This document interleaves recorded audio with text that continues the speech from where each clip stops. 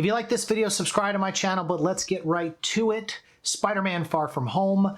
The wife and I went and checked it out in the theater the other day, and we really enjoyed it. My wife used to work for Sony Pictures for about 14 years in international marketing, so she worked on 2 of the Tobey Maguire films and both Andrew Garfield films.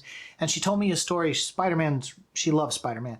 And she told me a story when they brought all of the marketing teams in and showed them the footage when Tom Holland had joined the MCU, the Captain America Civil War scene where Robert Downey Jr. was recruiting Spider-Man to be one of the Avengers.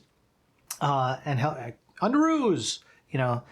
So anyway, she really likes Spider-Man. So when I said we were going to go see Spider-Man, of course she didn't, you know, I'm there. And so we went. We had a good time with it. You know, Tom Holland once again just delivered a fantastic performance. Jake Gyllenhaal was really good in this movie. I really enjoyed him as Mysterio. Now, I knew about Mysterio going into the film, you know, that he was like an illusionist and he would fake all these things to make people think he had superpowers. So I already kind of knew that going in, and I was just waiting for that shoe to drop later on in the film. Zendaya was great again as MJ. And all the friends and the camaraderie, because obviously in this film, they're all going on a field trip over to Europe. And of course, mayhem ensues. Some of the things I really liked was having Samuel L. Jackson back along with Kobe Smulders playing Agent Hill, and of course Nick Fury. There was a post-credit scene with those two where they shake off their shape-shifting Nick Fury, Agent Hill outfits, and they wind up being the Krull or whatever they're called from Captain Marvel. I didn't see Captain Marvel, still haven't seen it, so I don't, the whole tying that in, I didn't really, whatever. But I guess that because Nick Fury is on vacation up in outer space, this will probably lead towards other movies in the MC universe for Phase 4, like the Eternals and things like that, because obviously there's some things that are going to be happening off planet. It seems like we've covered all the ground we can on Earth, so now it's time to go to other universes, I guess. I really liked in the mid-credit scene was really cool. They brought back J.K. Simmons as J. Jonah Jameson, who was in the Tobey Maguire films, running the Daily Bugle. But this time it was an internet website.com kind of thing. And so it was really interesting to see that. It was kind of a shock. I mean, to cross over a character. But the thing is, you know, J.K. Simmons did such a great job. He was one of the highlights of the 3 Tobey Maguire films as that character. So to bring him back into the MCU was really cool. I thought that was a really nice nod. So that was really good. The whole relationship that's forming there between Happy and Aunt May was great. You know, there's still a lot of Tony Stark in this movie. You know, a lot of remembrance of it. I know they did this montage where they talked about on TV that Tony Stark is dead. Captain America is presumed dead, I guess, because, you know, he vanished for all those years, so they kind of considered him MIA as well. And then, of course, Black Widow, Agent Romanoff, they never really gave her a proper send-off. You know, it was all about Tony Stark and Endgame, and she didn't get a funeral or anything, but she was kind of a spy. So, I mean, who really knew about Agent Romanoff because she always was keeping it low profile and everything. Well, they kind of mentioned them all on TV, which was kind of cool because it gives a little bit of closure. And then it kind of like cuts off the whole idea of like maybe we could bring back Captain America in a multiverse kind of thing.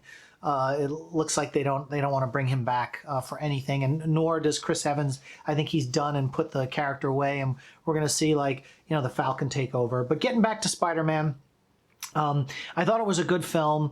I really enjoyed it. The special effects were great. How they tied in the original Iron Man, and when you see the movies, you're going to see how they tie in the original Iron Man to this movie, and that Jake Gyllenhaal the whole time was trying to get a hold of this thing that he created, which was talked about, I believe it was Captain America Civil War, which was the the Edith program where you put the glasses on. It was like a therapy thing where you can recreate scenes from your past with holograms and illusions, and so that tied in heavy. So again, like, it's Spider-Man's movie and they're passing the torch, but it's like they're still clinging on to Tony Stark. Like, they just can't let him go because they realize that, you know, once you start killing off Captain America and Tony Stark and Agent Romanoff, although Scarlett Johansson is getting her own Black Widow movie, it's like you've just jumped the shark. Like I've looked at what's coming in Phase 4 and nothing is getting me really excited. Like, oh my God, I've got to see this movie.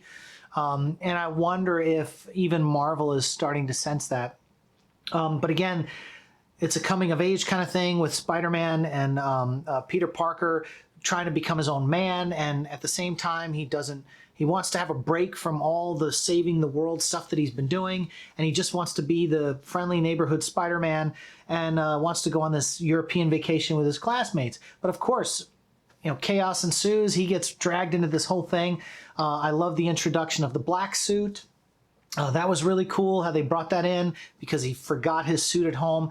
But what was really cool was, like, once Peter Parker figured out, you know, with the help of Happy with this jet that he flew to come save him, one thing that was really cool about it was, you know, he became more of like a Tony Stark where, you know, where Tony would design things and grab things and twist things and like in a hologram type thing and come up with something. You know, the one thing is, you know, when he starts the movie, he still has that Iron Man suit that was given to him in Infinity Wars. And, but, you know, he has to become his own man. So, you know, that suit is there for him and with all the nanotechnology in the film, but he chooses to create something that's him, to become his own thing. And that's when you come up with the new suit at the end of the film. But again, he like becomes Tony Stark, even though the whole movie they're like, hey, you're going to become the next Tony Stark. He's like, no, I don't. He doesn't want that responsibility. But then at the end, he has to become that Tony Stark and use his smartness and his wit, which is what Tony Stark fell in love with him in the first place because he made his own web shooters and he came up with the formulas himself. They've never really delved into that in the other movies, that he's smart. It's not just that he was bit by a radioactive spider and he becomes Spider. Like, he is like hyper intelligent too, like Tony Stark. And so that's why Tony admires him too. So, you know, he has to come into his own and he has to fight and save the day.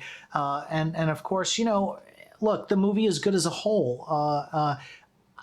You know, I'm thinking it's going to do $1 billion only because, and it's going to take a little time to get there, but, you know, when Infinity Wars came out, Captain Marvel got that huge bump because everybody wanted to see the next film. Endgame rolls around. This is the first MCU film that comes out, Sony hybrid film that comes out that ties into Endgame, and I think it's going to get a huge boost from that. So I think this movie probably will come in anywhere between 800 million and 1 billion when it's all settled and done. But where do you go from here? I don't know. I just, you know, do we keep him in high school? Does he graduate next? I mean, do we see him become more of a man and, you know, not less of a, like, his voice is always cracking in scenes, you know, like he's going through puberty. Do we finally get that Peter Parker, you know, that, you know, I realized they cast him young because they wanted to milk that as long as they could before he became an adult, and they have to do more adult type subject matters and themes with Peter Parker. But, you know, even Tom Holland, I think, is 20 years old or something like that. So he's, you know, we're going to have a Luke Perry situation where you got like a 35-year-old guy playing a high school student on 90210 coming up here soon. And that's the same thing that I think happened, you know, with Tobey Maguire and also with Andrew Garfield, is you got to get these guys out of high school because they just don't look like high school kids. So where do we go from here? I don't know. But I really enjoyed Spider-Man Far From Home. I really loved how it tied into Avengers Endgame. And it kind of let us all mourn together, like the loss of everything. And again, it still gave us some scenes with Tony Stark. Spoiler alert. But there were scenes we've already seen before in other movies. that tied into this film. So I really enjoyed it. What did you guys think? Did you like Spider-Man Far From Home? Because I did. And I hope that you guys go out and see it. And let's talk about it in the comments section, and we'll see you on the next one.